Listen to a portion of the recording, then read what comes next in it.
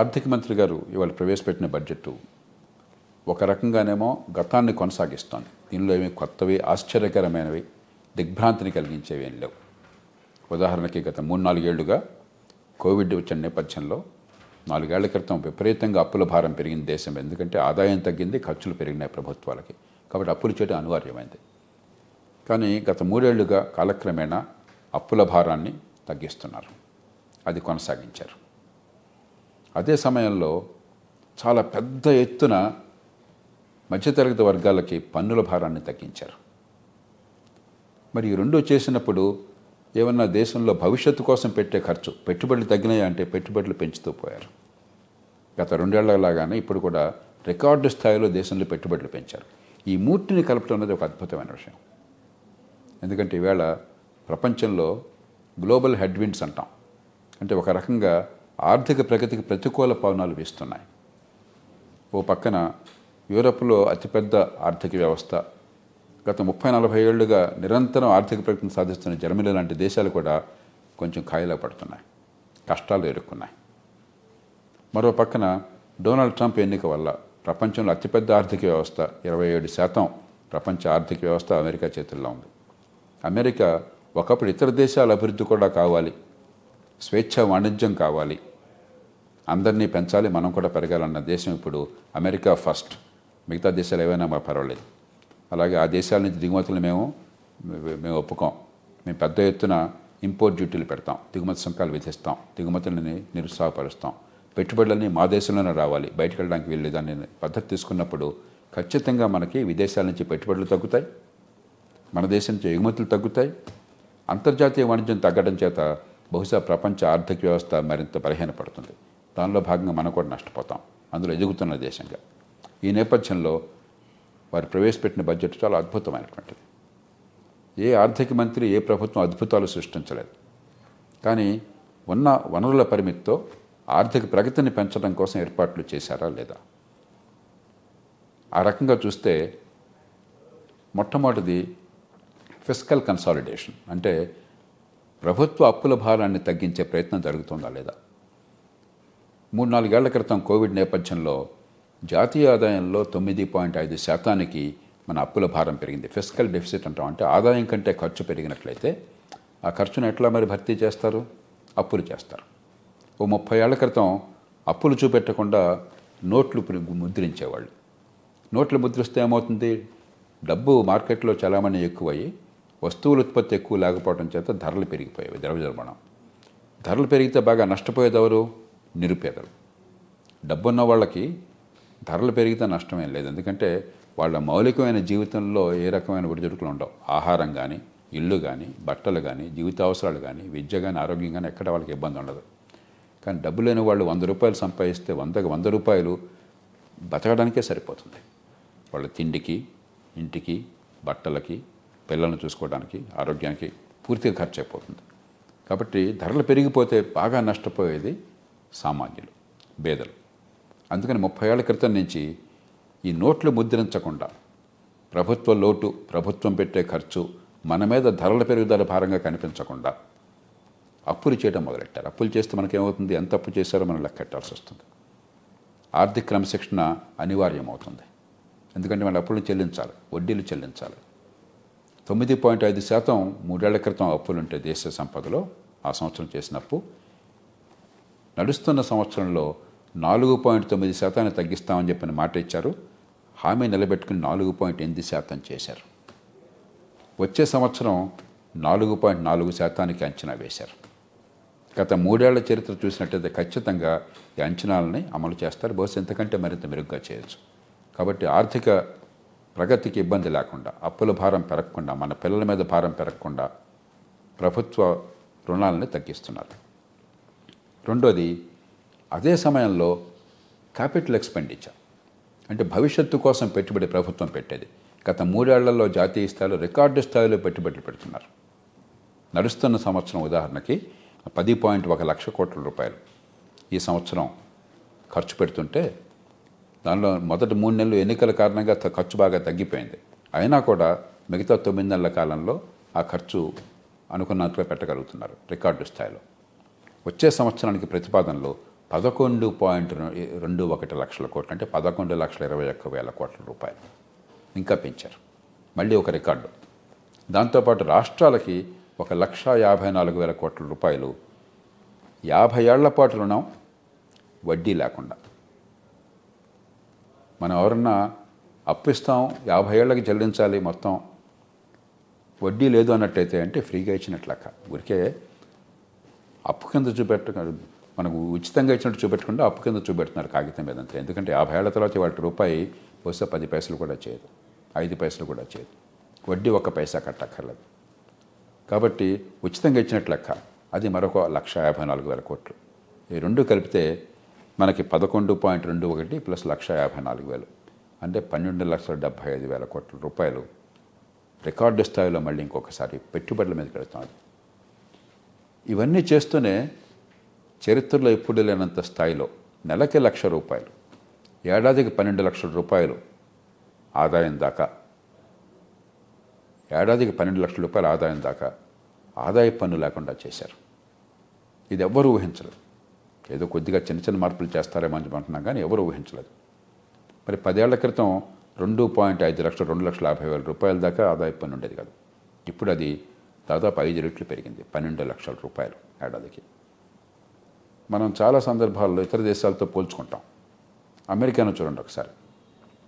అమెరికాలో నిజానికి $1కి 86 రూపాయల పైన ఇవాళ కాగితం మీద ఉన్నా కూడా మార్కపు విలువ, నిజానికి డాలర్ కొనుగోలు విలువ అన్నది సుమారుగా 20 రూపాయలు లెక్కేయచ్చు. $1తో అమెరికాలో కొనేది మన దేశంలో 20 రూపాయలతో కొనవచ్చు. ఈ మారకం విలువకి కొనుగోలు శక్తికి మధ్య 4 రెట్ల తేడా ఉన్నది. ఆ రకంగా లెక్కేస్తే $11,600 దాకా, అంటే దాన్ని 20 రూపాయలు హెచ్చించినట్టయితే 2,30,000, 2,40,000 రూపాయలు ఏడాదికి ఆదాయం, అంటే నెలకి 20,000 రూపాయలు వచ్చినట్లు లెక్క. ఆ మాత్రం ఆదాయం వస్తే ఆ అమెరికాలో 10% ఆదాయ పన్ను కట్టాలి. 10%. $11,600 నుంచి $47,500 వరకు. 47,500 అంటే సుమారుగా కొనుగోలు శక్తి రీత్యా మనకి 9,50,000 రూపాయలు అవుతుంది. సుమారు 10 లక్షలు వేసుకోండి. 10 లక్షల దాకా అయినట్టయితే 12% ఆదాయ పన్ను కట్టాలి. ఆ పైన మీకు దాదాపు $1,12,000 అంటే సుమారుగా 20 లక్షల రూపాయల దాకా, అంటే 22% కట్టాలి. అలాంటిది మన దేశంలో 12 లక్షల రూపాయల దాకా, అంటే ఏడాదికి $60,000తో సమానం కొనుగోలు శక్తి ఇచ్చే అమెరికాలో అసలు పన్ను లేదు అని చెప్పంటే ఇది సామాన్యమైన విషయం కాదు. మధ్యతరగతికి, మరి ఉద్యోగాలు చేసేవారికి ప్రభుత్వంలో కానీ ప్రైవేట్ రంగంలో కానీ అపారమైనటువంటి రిలీఫ్ దొరుకుతుంది. మరి ఆ డబ్బుని పొదుపు చేసుకోవచ్చు, ఆ డబ్బుని మీ భవిష్యత్తును కాపాడుకోవటం ఉపయోగించుకోవచ్చు. ఆ డబ్బుతో మార్కెట్లో మీకు అవసరాన్ని కొనుక్కున్నట్టయితే డిమాండ్ పెరుగుతుంది. చాలా కాలం నుంచి ఆర్థికవేత్తలు ఏం చెప్తున్నారు, ప్రభుత్వం పెట్టుబడులు పెడుతోంది కానీ ప్రజల కొనుగోలు శక్తి పెంచడం ఎట్లా, అది పెంచకపోతే ఎట్లా అని చెప్పని. ఖచ్చితంగా కొనుగోలు శక్తి గణనీయంగా పెరుగుతున్నది. ఓ పక్కన ఆర్థిక ప్రగతి కోసం అని చెప్పని పెట్టుబడులు ప్రోత్సహించడం, మరో పక్కన అప్పుల భారం తగ్గించడం, మూడో పక్కన మన చేతుల్లో పన్నుల డబ్బు కట్టేది తగ్గించి మన చేతుల్లో డబ్బులు అదనంగా చేర్చడం, ఈ 3 కలిపి చేయడం అన్నది నిజంగా ఒక అద్భుతం అని చెప్పుకోవాలి. దాన్ని సాధించారు. దాంతోపాటు సామాన్యులకి, బీదలకి, అసంఘటిత రంగంలో ఉన్నవారికి, వారందరికీ కూడా రకరకాల పద్ధతులు ఉపాధి కల్పన, ఆదాయాల పెంపు, పెట్టుబడులు, పారిశ్రామికీకరణ, దాని మీద దృష్టి పెట్టారు. ఉపాధి కల్పన ప్రధానంగా పెట్టిన కారణంగా ఎన్నో రంగాల్లో, వ్యవసాయ రంగం కావచ్చు, వ్యవసాయ అనుబంధ రంగాలు కావచ్చు, చిన్న మధ్యతరగతి పరిశ్రమలు కావచ్చు, లేకపోతే గ్రామీణ లేదా చిన్న పట్టణాలు కావచ్చు, రకరకాల పరిశ్రమలకి మీకు ఆట వస్తువులు, టాయ్స్ దగ్గర నుంచి, ఎలక్ట్రానిక్స్ దగ్గర నుంచి, లెదర్ గూడ్స్, చెప్పులు వగైరా దగ్గర నుంచి ఇతరమైన రంగాలకు ఎక్కడెక్కడైతే ఉపాధి కల్పన అవకాశం ఉందో అక్కడ రకరకాల ప్రోత్సాహకాలు, రకరకాల విధానాలు, పద్ధతుల్ని ప్రవేశపెట్టారు. అంటే ఖచ్చితంగా ఆర్థిక ప్రగతి ఫలితాలు కేవలం డబ్బున్న వాళ్ళకే కాకుండా, నెల జీతం జీవిత భద్రత ఉన్న వాళ్ళ కోసం కాకుండా, అసంఘటిత రంగం, పేదలు, వ్యవసాయంలో ఉన్నటువంటి వ్యవసాయ కార్మికులు, గ్రామీణ రంగంలో ఉన్నవారు, తక్కువ నైపుణ్యంతో తక్కువ ఆదాయాలు పొందేవారు, వారి బతుకుల్ని మార్చడం కోసం గట్టి మార్గాన్ని ఏర్పరిచే ప్రయత్నం గట్టిగా జరిగింది. అందుకు ఆర్థిక మంత్రిని మనస్ఫూర్తిగా అభినందించాలి. అట్లాగే ఈజ్ ఆఫ్ డూయింగ్ బిజినెస్. మన దేశంలో వ్యాపారం చేద్దామని చెప్పినట్లయితే అన్నీ అడ్డంకులే. ఎన్నో చట్టాల్లో జైలు శిక్షలు వేస్తారు. చిన్న చిన్నవి ఏదో వాళ్ళు ఒక రూల్ పెట్టుకుంటారు, ఆ నిబంధన పాటించలేదంటే జైల్లో పెడతామంటారు. దాన్ని తొలగించే ప్రయత్నం, ఆ క్రిమినలైజేషన్ అంటే పెద్దాన్ని నేరంగా పరిగణించి జైల్లో పెట్టేటువంటిది తొలగించే ప్రయత్నం మొదలైంది, మరింత కొనసాగుతున్నది. అట్లాగే ఎన్నో విధాలుగా వ్యాపారం చేయడంలో మనకి చట్టం వల్ల ఇబ్బందులు లేకుండా, అధికార యంత్రాంగం హింసలు పెట్టకుండా, లంచాలు ఉరుక్కోకుండా, మనని బాధించకుండా ఉండేందుకు మరింత ఏర్పాట్లు చేస్తున్నట్టుగా ప్రకటించారు. సంతోషం. దాంతోపాటు చిన్న మధ్యతరగతి పరిశ్రమలు, ఆర్థిక మంత్రి గారు చెప్పినట్టుగా దేశంలో ఎగుమతుల్లో దాదాపు 40% పైగా ఈ చిన్న మధ్యతరగతి పరిశ్రమల్లో మైక్రో, స్మాల్, మీడియం ఎంటర్ప్రైజెస్ అని చెప్పంటాం, ఈ పరిశ్రమల నుంచి వస్తుంది. కాబట్టి వాటికి మరింత వెసులుబాటు, వాటి ప్రోత్సాహం కోసం చెప్పిన చాలా ప్రోత్సాహకాలు, డబ్బులు కావచ్చు, రుణాలు కావచ్చు, మరి చట్టంలో వాళ్ళకి లొసుగులు తొలగించడం కావచ్చు, ఇబ్బంది లేకుండా వ్యాపారం చేసి ఏర్పాటు చేయడం కావచ్చు, నైపుణ్యాన్ని పెంచడం కావచ్చు. అలాగే వ్యవసాయం, గ్రామీణ ప్రాంతాలు, ఈ రంగాల మీద పెద్ద దృష్టిని సారించారు. ఇక దాంతోపాటు మనకి మొత్తం మీద ఆర్థిక ప్రగతి పెంచడం కోసం అన్నది బడ్జెట్లో ఇంకోటి కనిపించేది ఏంటంటే, గతంలో ఏ అంకెలు చెప్తున్నారో అంకెలు నిలబడి ఉంటున్నారు. మామూలుగా చాలా రాష్ట్రాల్లో బడ్జెట్లో మీరు చూసినట్టయితే ఆదాయాలనేమో చాలా ఎక్కువగా అంచనా వేస్తారు, ఖర్చులు చాలా తక్కువ చూపెడతారు. బడ్జెట్ బాగుందని ఆ 2 రోజులు పేపర్లో వస్తుంది. తీరా సంవత్సరం పూర్తి అయ్యేసరికి ఆదాయాలు అనుకున్న దానికంటే తగ్గుతాయి, ఖర్చు ఉన్నదానికంటే పెరుగుతుంది, అప్పుల భారం పెరుగుతుంది, ప్రజలకు ఫలితాలు కనిపించవు.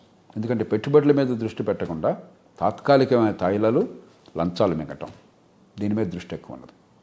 అలా కాకుండా గత 3-4 ఏళ్ళుగా మనం చూసినట్టయితే ఆదాయాలు అంచనాల ప్రకారం వస్తున్నాయి, కాస్త చిన్న చిన్న తేడాలు ఉంటాయి. అలాగే ఖర్చులు అంచనా ప్రకారం ఉంటున్నాయి, పెట్టుబడులు అనుకున్నది పెడుతున్నారు, అప్పుల భారం ఉన్న కొద్దిగా తగ్గిస్తున్నారు. అంటే చాలా క్రమశిక్షణ కనిపిస్తుంది. నిజాయితీగా ప్రజలకి వాస్తవాలు తెలియచేయాలి ఈ పద్దుల విషయంలో. బడ్జెట్ అంటే మన ఆర్థిక పద్దుల్ని ప్రజల ముందు పెట్టడం, ఎంత ఆదాయం వస్తుంది, ఎంత ఖర్చు వస్తుంది, ఏ రూపంలో ఖర్చు పెడుతున్నాం అని చెప్పన్నది. దానిలో ఒక నిలకడ కనిపిస్తుంది, నిజాయితీ కనిపిస్తుంది, దానికి అభినందించాలి. ఇక చివరి విషయం, రాష్ట్రాలకి చాలామందికి ఈ విషయం సరిగ్గా తెలియదు. రాష్ట్రాలకి గణనీయంగా జాతీయ స్థాయిలో వచ్చిన ఆదాయంలో డబ్బులు పెడుతున్నాయి. ఉదాహరణకి ఈ సంవత్సరం మీరు చూసినట్టయితే, వచ్చే ఆర్థిక సంవత్సరంలో బడ్జెట్లో మీరు చూసినట్టయితే, మొత్తం జాతీయ స్థాయిలో ప్రభుత్వానికి వస్తున్నటువంటి పూర్తి ఆదాయం పన్నుల రూపంలో కానీ, పన్నులు కాకుండా ఇతరత్ర ఆదాయం కానీ కలిపితే 48,33,000 కోట్ల రూపాయలు. మళ్ళీ చెప్తున్నా, మొత్తం ఆదాయం రాష్ట్ర ప్రభుత్వం జాతీయ స్థాయిలో ప్రభుత్వానికి వచ్చే సంవత్సరం వారు ప్రతిపాదించింది, అంచనా వేసింది 48,33,000 కోట్ల రూపాయలు. దానిలో వివిధ పద్దుల కింద ఆర్థిక సంఘం కావచ్చు, కొన్ని రకరకాల గ్రాంట్లు వగేరా కావచ్చు, ఇతరత్ర వెళ్ళే డబ్బులు కావచ్చు, కేంద్ర ప్రతిపాదిత పథకాలు కావచ్చు, ఇవన్నీ కలిపితే రాష్ట్రాలకు వెళుతున్న డబ్బు 25,60,000 కోట్ల రూపాయలు. 25,60,000 కోట్ల రూపాయలు అంటే 48,33,000 కోట్ల రూపాయలు మొత్తం ఆదాయంలో 52.75, దాదాపు 53% రాష్ట్రాలకు పెడుతుంది. చాలా రాష్ట్రాలు మాకు డబ్బులు రావటం లేదు, జాతీయ స్థాయి నుంచి మాకు డబ్బులు రావటం లేదు, మాకు అన్యాయం జరుగుతుంది అంటున్నారు. చాలామంది మాకు 50% రావాలని ప్రతిపాదిస్తున్నారు. నిజమే, ఆర్థిక సంఘం ద్వారా వచ్చే నిధులు మనకి 41%, అది కూడా ఆర్థిక సంఘం మనం డివిజిబుల్ పూల్ అంటాం, సెస్లు సర్ఛార్జులు మినహాయించి. కానీ ఆర్థిక సంఘం ద్వారా వచ్చే ఇతర నిధులు ఉన్నాయి. ఉదాహరణకి ఆర్థిక సంఘం రెవెన్యూ గ్రాంట్స్ ఇస్తుంది, రెవెన్యూ డెఫిసిట్ గ్రాంట్స్ అని. మీకు కనుక కొన్ని రాష్ట్రాలకి ఆదాయం కంటే ఖర్చు ఎక్కువ ఉంటే గ్రాంట్లు ఇస్తున్నారు. అలాగే స్థానిక ప్రభుత్వాలు గ్రాంట్లు ఇస్తున్నారు. ఇవి ఆర్థిక సంఘం ఇచ్చేటువంటి మామూలుగా జాతీయ స్థాయి నుంచి రాజ్యాంగబద్ధంగా బదిలీ అయ్యే డబ్బులతో పాటు అదనంగా స్థానిక ప్రభుత్వాలు డబ్బులు ఇస్తున్నారు, ఇతరత్ర గ్రాంట్లు ఉన్నాయి. అవి కాకుండా కేంద్ర ప్రతిపాదిత పథకాలు ఉన్నాయి. ఇవన్నీ లెక్కేస్తే మొత్తం మనకు వచ్చేటువంటి మొత్తం ఆదాయంలో పన్నుల రూపంలోనే కాదు, పన్నుల ఇతర ఆదాయం కూడా కలిపితే, పన్ను ఇతర ఆదాయం కూడా కలిపినట్టయితే మనకి 53% జాతీయ స్థాయి నుంచి రాష్ట్రాలకు వస్తుంది. సరే, రాష్ట్రాల మధ్య పంపిణీ ఎట్లా ఉంటుంది? ఆర్థిక సంఘం 16 ఆర్థిక సంఘం ప్రస్తుతం ఉన్నది. వారు చూస్తారు ఏం చేయాలని చెప్పిన. గతంలో ఆర్థిక సంఘాలు మనకి ప్రతిపాదనలు ఇచ్చినాయి, వాటన్నిటిని ఆమోదించారు జాతీయ స్థాయిలో. కానీ జాతీయ స్థాయి నుంచి రాష్ట్రాలకు గణనీయంగా నిధులు వస్తున్నాయి. ఇవాళ దేశ భవిష్యత్తు రాష్ట్రాల చేతుల్లో ఉంది, జాతీయ స్థాయి చేతుల్లో లేదు. జాతీయ స్థాయిలో కొన్ని విధానాలు రూపొందించగలరు, కొన్ని మార్గాలను ఇవ్వగలరు, కొన్ని ప్రోత్సాహకాలు ప్రకటించగలరు. కానీ పరిపాలన 100% ఉన్నది రాష్ట్రాల చేతుల్లో. ప్రతి రాష్ట్ర భవిష్యత్తు, రాష్ట్ర ఆర్థిక ప్రగతి, అక్కడ పేదరికం నిర్మూలన, అక్కడ భవిష్యత్తును కాపాడడం రాష్ట్రాల చేతుల్లో ఉంది. గత 3-4 ఏళ్లుగా బడ్జెట్లు చూసినట్టయితే జాతీయ స్థాయిలో చాలా మేరకు వారి పాత్ర వారు నిర్వహిస్తున్నారు. ఇంకా మార్పులు చేర్పులు చేసుకోవచ్చు, కానీ రాష్ట్రాలు ఇవాళ గట్టిగా పట్టించుకోవాలి. ఉదాహరణకి మరి పెట్టుబడి పెడితే పాపం చేసినట్టుగా భావన లేకుండా, పెద్దాల్లో లంచాలు లేకుండా, వేధించడం లేకుండా, రాజకీయ కక్షలు కార్పణ్యాలు లేకుండా పెట్టుబడులను పెంచి ఉపాధి కల్పించి ఆదాయాలు పెంచి పేదరికాన్ని తొలగించే ఏర్పాటు జరుగుతుందా? అలాగే తాత్కాలికమైనటువంటి సంక్షేమం, వ్యక్తిగత సంక్షేమం తాయిలాలు, దాని మీద దృష్టి పెట్టడం కాకుండా దాంతోపాటు ఆర్థిక ప్రగతికి పెట్టుబడులకి పెద్దపీట వేసి సమతూకాన్ని పాటిస్తారా? మౌలిక సదుపాయాలు కల్పించి కొత్త పెట్టుబడులకి, కొత్త ఉపాధికి, ఆదాయాలు పెరగడానికి మార్గాన్ని ఏర్పరుస్తారా? మరి ఆదాయం తక్కువ వచ్చి ఖర్చు విపరీతంగా ఉండి దానిలో కమిషన్లు ఉండేటువంటి పెద్ద పెద్ద ప్రాజెక్టులను ఆర్భాటంగా ప్రకటించి అర్ధంతరంగా ఇష్టం వచ్చినట్టు అమలు చేసి చివరికి చతికిల పెడతారా? లేకపోతే దీర్ఘకాలంలో ఆదాయం పెంచడం కోసం అని చెప్పని పెట్టుబడులకు పెద్దపీట వేస్తారా? ఇవన్నీ రాష్ట్రాల చేతుల్లో ఉంది. కాబట్టి వాళ్ళు ఒక రకంగా ఆర్థిక మంత్రి రాష్ట్రాలకి, ఈ దేశంలో పెట్టుబడి పెట్టేవారికి, కాస్త కూస్త మిగులున్న వారికి ఒక సవాల్ విసిరారు. ప్రభుత్వం తాను చేయాల్సింది జాతీయ స్థాయిలో చేస్తోంది. ఆర్థిక ప్రగతి ప్రభుత్వం చేతుల్లో లేదు. ప్రభుత్వం భగవంతుడు కాదు, ప్రభుత్వాలు అద్భుతాలు చేయలేవు. ప్రభుత్వాలు పన్నుల డబ్బును సద్వినియోగం చేయగలవు. ప్రజల ఆర్థిక ప్రగతికి, పెట్టుబడులకి, ఉపాధి కల్పనకి, పారిశ్రామికీకరణకి ఒక మార్గాన్ని ఏర్పరచగలదు, ప్రోత్సాహకాలను ఇవ్వగలదు. ఆ మార్గాన్ని వాడుకునే బాధ్యత మనది, ఆ ప్రోత్సాహకాలను ఉపయోగించుకునే బాధ్యత మనది, మన కుటుంబాల భవిష్యత్తును కాపాడుకునే బాధ్యత మనది. ఆ ప్రయత్నాన్ని మనమంతా చేస్తామని మనసారా ఆశిస్తూ మరోసారి ఆర్థిక మంత్రి నిర్మలా సీతారామన్ గారిని చాలా కష్టకాలంలో, ప్రపంచంలో వాళ్ళ పరిస్థితుల్లో ఒక కష్టకాలంలో దాన్ని ఎదుర్కొనే విశ్వాసాన్ని కలిగిస్తూ, పెట్టుబడులను పెంచుతూ, అదే సమయంలో పన్ను కట్టే వాళ్ళకి పెద్ద ఎత్తున మనకు ఊరట కలిగిస్తూ, ఉత్సాహాన్ని నింపుతూ, రాష్ట్రాలకి తగినంతగా నిధుల్ని కేటాయిస్తూ ఒక మంచి బడ్జెట్ రూపొందించారు. వారిని మనసారా అభినందిస్తూ నేను సెలవు తీసుకుంటున్నాను.